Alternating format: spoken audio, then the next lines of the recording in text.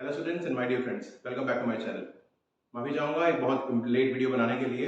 तो चलिए बिना कोई टाइम वेस्ट किए हम आगे टॉपिक कंटिन्यू करते हैं। लास्ट टॉपिक जो हमने पढ़ा था, हमने उसमें पढ़ा था image formation by spherical mirrors. तो उसके अंदर कुछ हमने इंपॉर्टेंट एस्पेक्ट्स पढ़े थे। तो एक बार आज जो हमने टॉपिक शुरू करना है उसके आगे वो है image formation by concave mirror. लेकिन उससे पहले हमने जो लास्ट टॉपिक में चीजें कवर की थी उन चीजों को हम लोग एक बार दोबारा से रिव्यू करना चाहेंगे। तो इसमें देखिए हमने कुछ आपको पहले बता दूं, स्फेरिकल मिरर्स दो तरह के होते हैं, बेसिकली कनकेव और कन्वेक्स। अगर आपके मिरर का रिफ्लेक्टिंग सरफेस अगर अंदर की तरफ कर्व है, जैसे इस मिरर के अंदर, इसके अंदर अगर ये देखिए आपका जो रिफ्लेक्टिंग सरफेस है अगर वो अंदर की तरफ कर्व है तो उसे बोला जाता है कौन सा मिरर? Concave mirror. लेकिन वहीं अगर आपके मिरर का जो रिफ्लेक्टिंग सरफेस है वो बाहर की तरफ कर्व है, यानी कि कुछ इस तरह से दिखाई दे रहा है, मतलब ये वाला पार्ट जो है रिफ्लेक्टिंग है, then it is known as convex mirror. तो लेकिन आज हम लोग जो रे डायग्राम्स कवर करने वाले हैं वो सारे के सारे कनकेव मिरर्स के हैं। तो हम लोग अभी कन्वेक्स मिरर को नहीं, अभी हम लोग सिर्फ कनकेव मिरर्स के ऊपर ध्यान देंगे। तो चलिए कुछ हमने इंपॉर्टेंट एस्पेक्ट जो लास्ट टाइम पढ़े थे उसमें आपको बता दूं मैं इसके अंदर। सपोज करिए ये आपका जो अगर में रिफ्लेक्टिंग सरफेस है तो ये जो पार्ट है इसे बोला जाता है पोल पी। और जो भी हम लोग रे डायग्राम्स के अंदर अगर हम लोग न्यूमेरिकल जो स्टडी करेंगे वो सारे के सारे पोल से ही उसकी सारी की सारी मेजरमेंट्स की जाएंगी। दूसरी बात, आपके मिरर के सेंटर में जो लाइन पास होती है उसे बोला जाता है प्रिंसिपल एक्सिस। मतलब ये लगा लीजिए जो भी लाइट रे इस प्रिंसिपल एक्सिस के साथ पैरेलल चलेगी वो मिरर से रिफ्लेक्ट होने के बाद हर बार फोकस से ही पास करेगी। ये हमने पहला पॉइंट पढ़ा था। और यहाँ देखिए डायग्राम में आपको दिखाई दे रहा है कि जो लाइट रे प्रिंसिपल एक्सिस के पैरेलल चल रही है वो यहाँ स्ट्राइक करने के बाद हमेशा कहां से पास कर रही है? हमेशा जो इमेज बनेगी वो हमेशा फोकस से बनेगी। तो और एक और हमने इसके अंदर चीज पढ़ी थी कि अगर लाइट रे पैरेलल चल रही है तो रिफ्लेक्ट होकर वो कहां से पास करेगी? फोकस से। और वहीं अगर लाइट रे फोकस से पास हो रही है तो हम हमेशा स्ट्राइक करके कहां से पास करेगी?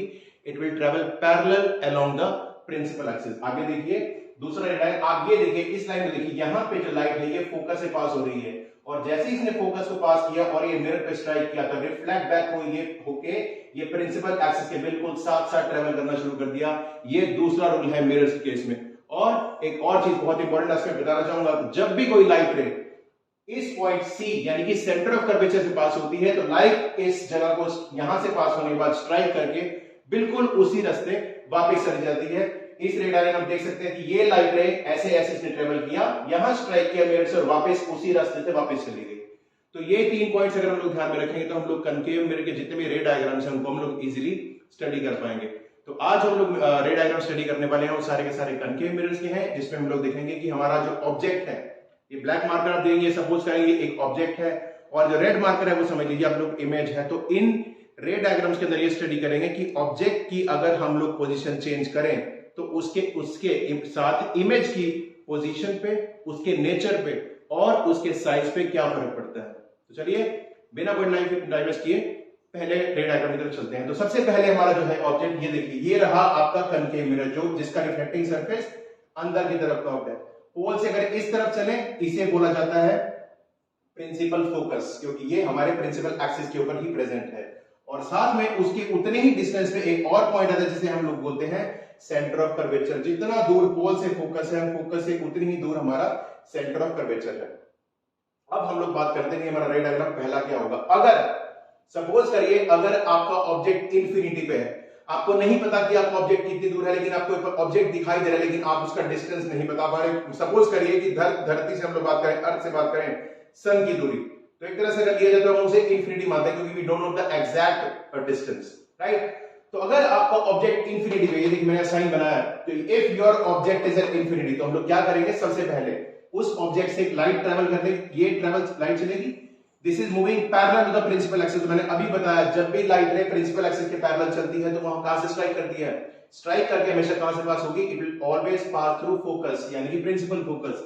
ये लाइट रे की पैरेलल चल रही है, स्ट्राइक करने के बाद ये कहां से पास होगी? From principal focus. इसके साथ साथ मैंने एग्जांपल देने के लिए एक और लाइट रे बनाई जो अगेन प्रिंसिपल एक्सिस के पैरेलल चल रही है और स्ट्राइक करके दोबारा से कहां से पास करेगी? फोकस से। तो इसका मतलब पहले केस में अगर हमारा ऑब्जेक्ट यू अगर इंफिनिटी है तो इमेज हमेशा जो बी है वो हमेशा कहां बनेगी? फोकस पे। ये u और v जो मैं बता रहा हूं these are called object distance और v आता है that is called image distance. इसके बारे में हम लोग आगे जब रे डायग्राम करेंगे, हम सॉरी जब न्यूमेरिकल्स करेंगे इस मिरर के तो आपको बताऊंगा इसके बारे में।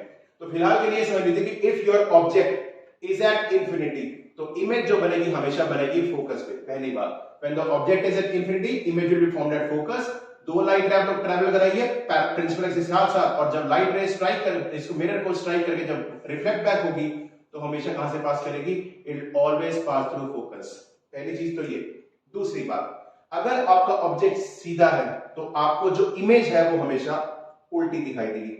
Object will be straight erect but image will B inverted. और ये जो इमेज है ये एक्चुअल में बनेगी, क्योंकि अगर आपको बता दूं रियल और वर्चुअल इमेजेस ये दो तरह की इमेजेस होती हैं। रियल इमेजेस वो होती हैं जो एक्चुअल में बनती हैं, लेकिन वर्चुअल इमेजेस सीधी रहेंगी लेकिन हमें नहीं पता कि वो एक्चुअल में बन रही हैं कि नहीं बन रही, क्योंकि हमें एक्चुअल में वो इमेजेस दिखाई नहीं देती। लेकिन ये जो मिरर है ये 6 में से जो 5 केस है उसमें हर बार क्या बनाएगा? रियल और इन्वर्टेड इमेज। ऑब्जेक्ट सीधा erect but image is inverted. सिर्फ एक आखिरी केस होगा जिसमें आपका ऑब्जेक्ट भी सीधा होगा और आपकी इमेज भी सीधी होगी। लेकिन अभी के लिए ऑब्जेक्ट अगर इंफिनिटी में है इमेज बनेगी फोकस पे, रियल एंड इन्वर्टेड। असली में बनेगी लेकिन उल्टी।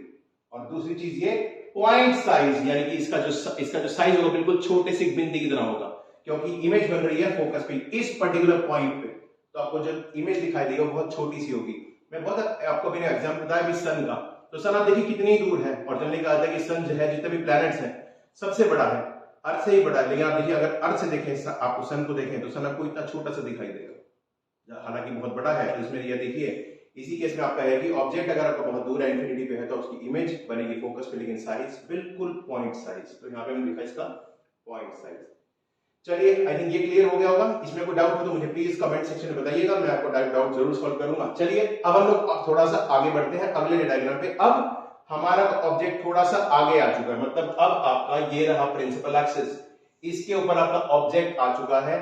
अब हमें पता है कि हमारा ऑब्जेक्ट कहां है। फिलहाल इस केस में आपका जो ऑब्जेक्ट है वो सेंटर ऑफ कर्वेचर से जाएंगे, ये इस पॉइंट से थोड़ा सा पीछे है। अब ये देखिए ये है आपका ऑब्जेक्ट ए बी, राइट। अब दिख रहा है तो ये रहा आपका फोकस, ये रहा पोल, और ये रहा आपका सेंटर ऑफ कर्वेचर। ऑब्जेक्ट थोड़ा सा सेंटर ऑफ कर्वेचर से पीछे है। तो अगर आपका ऑब्जेक्ट सेंटर ऑफ कर्वेचर से पीछे है तो जो इमेज बनेगी वो बनेगी फोकस और सेंटर ऑफ कर्वेचर के बीच में। इन दोनों के एग्जैक्ट बीच में नहीं, लेकिन बीच में जरूर बनेगी, कहीं ना कहीं इन दोनों के बीच में ही, ना बाहर ना अंदर। अब देखिए इसमें क्या होगा, देखिए लाइट रे ट्रेवल किया पैरेलल टू प्रिंसिपल एक्सिस, और हमने अभी बात की लाइट रे जब पैरेलल चलती है प्रिंसिपल एक्सिस के तो कहां ट्रेवल करती है? It will always pass through focus after reflection.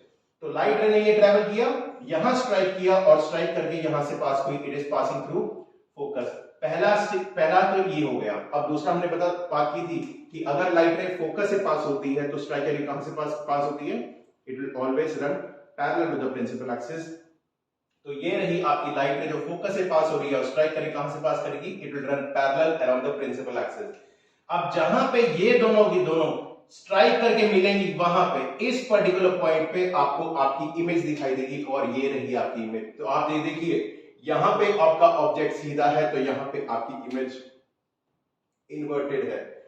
Object beyond C मतलब सी के भी पार है, और image between F and C focus और सेंटर ऑफ कर्वेचर के बीच में है कहीं आपकी इमेज। पहला पॉइंट तो ये। दूसरी बात हम करते हैं आपके इमेज के साइज के बारे में बात। रियल है और इन्वर्टेड, ये हो गया आपके इमेज का नेचर। रियल है और क्या है? Again inverted.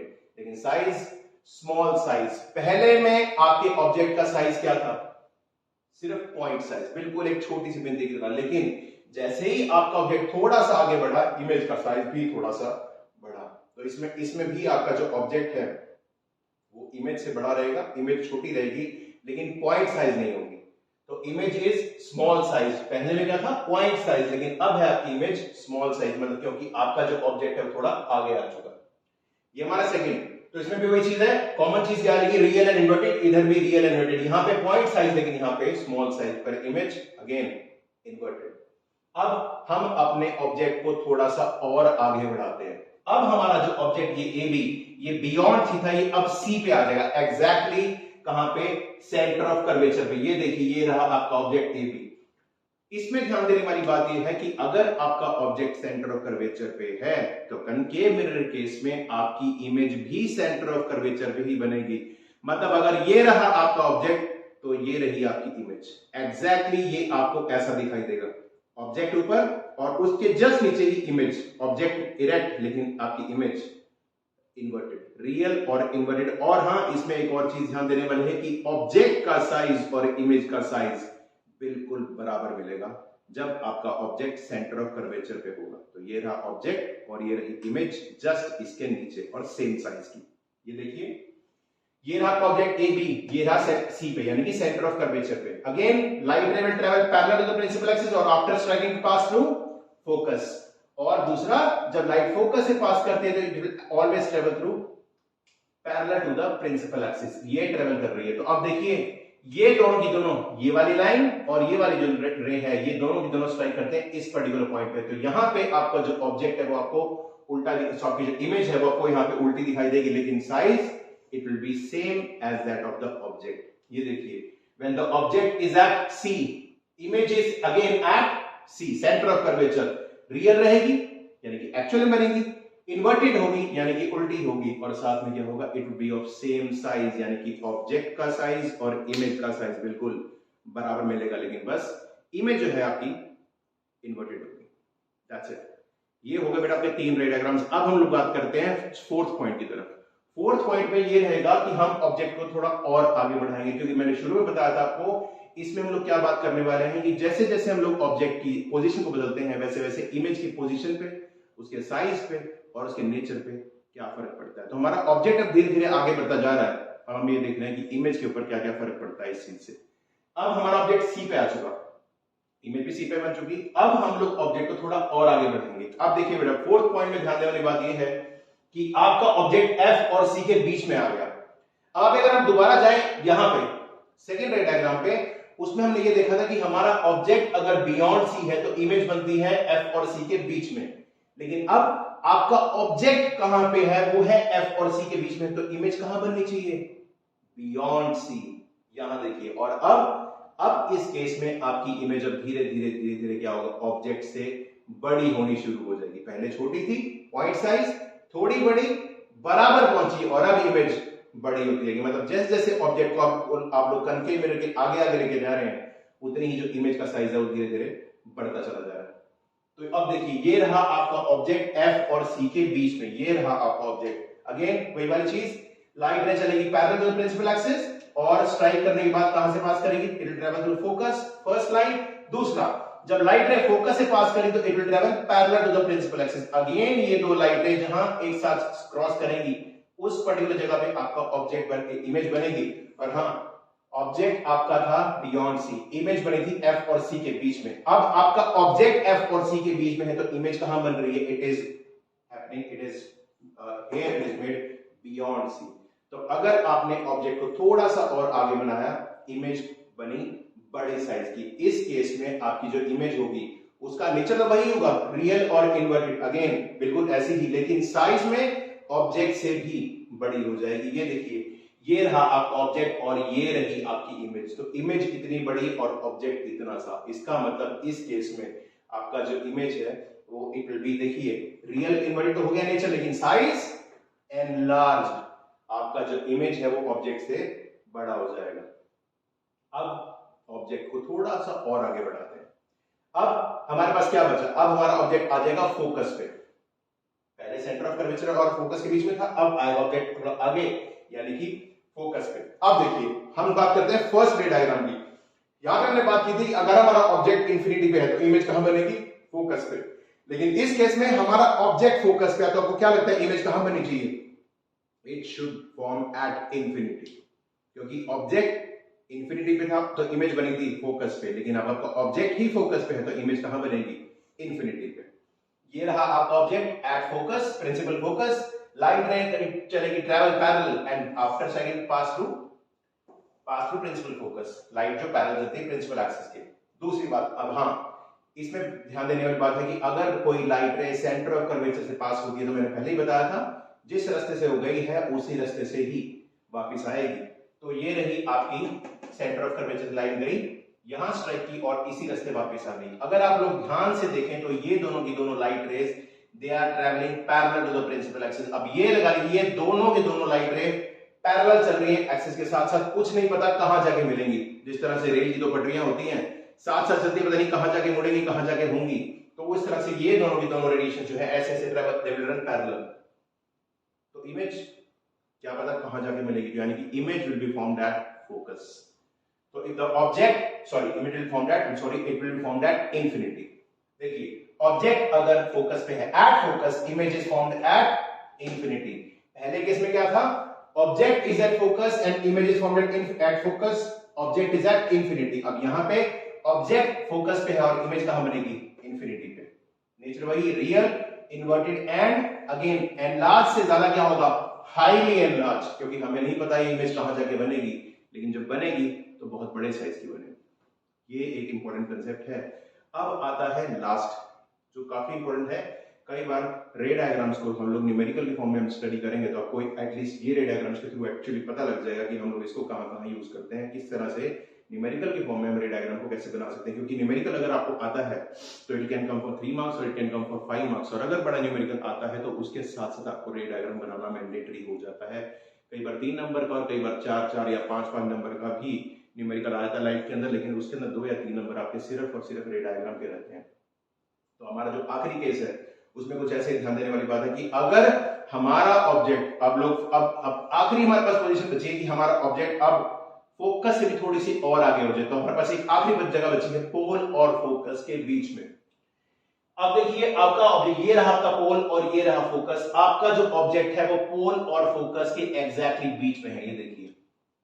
अब आपकी इमेज कहां बनेगी, अभी तक ये 3 डायग्राम और ये 2 टोटल 5 रे डायग्राम में आपको जो इमेज दिखाई दी हमेशा दिखाई दी इन्वर्टेड। हाँ, साइज छोटा बड़ा होता रहा, लेकिन अब आपकी इमेज है उसका भी सीधा होने का टाइम आ गया, यानी कि ऑब्जेक्ट भी सीधा और इमेज भी सीधी, और इमेज का साइज भी ऑब्जेक्ट से दोबारा से फिर से बड़ा दिखाई देगा। ये देखिए, ये रहा आपका प्रिंसिपल एक्सिस, ये रहा पोल, ये रहा प्रिंसिपल फोकस और ये रहा सेंटर ऑफ कर्वेचर।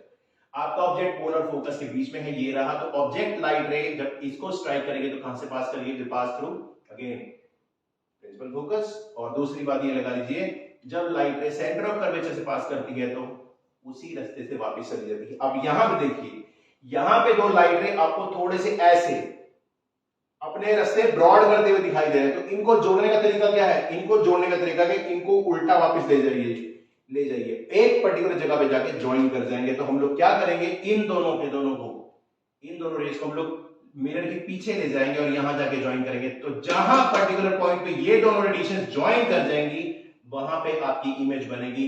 तो image is formed on the other side of the mirror, तो हमारे को दिखाई नहीं देगी, लेकिन जो इमेज बनेगी इट विल बी इरेक्ट।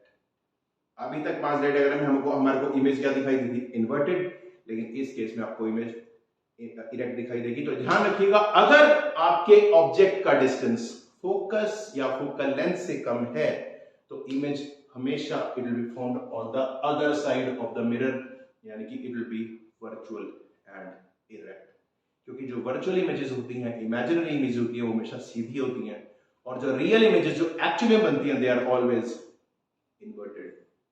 तो इस केस में 6 के 6 केस में हमारा ऑब्जेक्ट सीधा है, लेकिन हमारी जो इमेजेस हैं वो 5 केस में इन्वर्टेड और 6 केस में इमेज भी हमारी इरेक्ट हो जाती है। तो ये कुछ रे डायग्राम से इसमें एक चीज कॉमन रहेगी आपकी कि आपका जो रिफ्लेक्टिंग सरफेस है वो हमेशा क्या रहेगा, अंदर की तरफ का।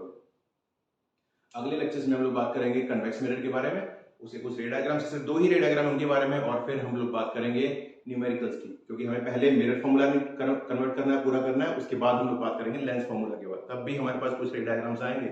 लेकिन अभी के लिए हमने जो बात की वो सारा का सारा था कनकेव मिरर्स के बारे में। और तुमको कनकेव मिरर का अगर यूज की बात करूं तो 2-3 इंपॉर्टेंट जगह है जहां पे कनकेव मिरर को यूज किया जाता है। सबसे पहला जो यूज है कनकेव मिरर का, it is use in the headlights. Vehicles हो गए, आपके टॉर्चेस के आगे जो लगता है वो पार्ट हो गया, तो ये लगा लो आपके 2 व्हीलर्स हो चाहे 4 व्हीलर्स हो, की जो हेडलाइट्स होती हैं उनके अंदर हम लोग कनकेव मिरर को यूज करते हैं। दूसरी बात अगर यूज बात करें तो डेंटिस्ट है, डेंटिस्ट यूज करते हैं कनकेव मिरर को, ताकि वो आपके जो पेशेंट है उसके दांत की जो इमेज है वो बड़ी दिखाई दे सके, ताकि वो एक्चुअली में आइडेंटिफाई कर सके किस पर्टिकुलर दांत में और कहां पे किस पर्टिकुलर जगह पे प्रॉब्लम चल रही है। तो concave mirror is also used by dentist to see the larger image of the teeth. इसके अलावा they are also used as shaving mirrors. Shave करने के लिए बालों को प्रॉपर तरीके से बारीक तरीके से काटने के लिए कनकेव मिरर्स कई जगह यूज किए जाते हैं। तो ये कुछ, और इसके अलावा जो सर्च लाइट्स होती है जो इंजीनियर्स यूज करते हैं, जो उनकी कैप, उनके ऊपर कैप होती है, कैप के ऊपर जो लाइट लगी होती है, उसकी लाइट के अंदर भी हम लोग जनरली कनकेव मिरर्स को यूज करते हैं, क्योंकि they give a broader, we can see a broader image from them. तो ये लाइट पैरेलल चलती है और ये लगा दूर तक चलती है, तो we can see the image through a longer distance. So it is used by dentists, it is used by, secondly it is used by in the headlights of cars and vehicles, and third it is used by the engineers on the cab to have a search of the all the machine parts that they are investigating. तो ये कुछ चीजें थी बेटा हमारे concave mirrors के बारे में। इसमें जो सबसे इंपॉर्टेंट पार्ट है वो है आपका ये इमेज फॉर्मेशन। अगर आपको रे डायग्राम आराम से सही से समझ में आ गए तो आपको न्यूमेरिकल में कहीं भी कोई प्रॉब्लम नहीं आएगी, आई कैन गारंटी इट।